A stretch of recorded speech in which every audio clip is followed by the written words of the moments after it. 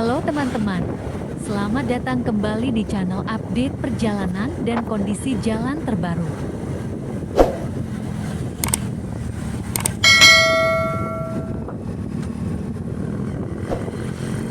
Di video kali ini kita akan menyusuri perjalanan dari Humas Jaya menuju Yukung Jaya untuk melihat kondisi jalan terbaru hari ini secara langsung. Terlihat aktivitas kendaraan di sepanjang jalur cukup ramai dengan kendaraan yang melintas dari berbagai arah. Meski begitu, arus lalu lintas hari ini masih terlihat berjalan cukup lancar sehingga perjalanan terasa nyaman dan minim hambatan. Buat kalian yang ingin melintas di jalur Humas Jaya menuju Yukung Jaya, semoga video ini bisa menjadi gambaran kondisi perjalanan terbaru hari ini. Tetap utamakan keselamatan selama berkendara, jaga jarak aman, dan selalu fokus di perjalanan.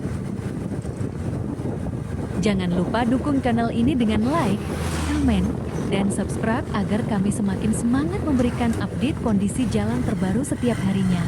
Terima kasih sudah menonton dan semoga kalian selalu aman sampai tujuan.